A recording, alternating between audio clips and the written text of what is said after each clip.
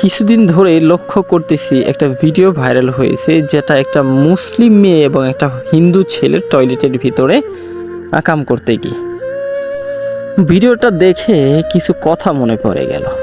কত সহজেই স্ট্রাগল ছাড়া একটা মেয়ের সবচেয়ে দামি দেহটা লুটে খাচ্ছে, অথচ এই মেয়েকে পৃথিবী সাক্ষী রেখে কাগজে কলমে বিয়ে করতে গেলে একটা ছেলেকে কত স্ট্রাগল করতে হয়।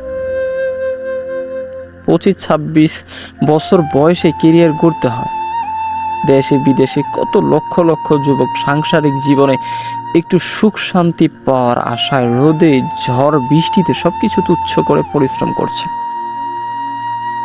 আর অন্যদিকে কয়েকটি মিষ্টি কথার বিনিময়ে দেহ বিলিয়ে দিচ্ছে নারী। এই জন্য অল্প বয়সে বিয়ে করাই উত্তম।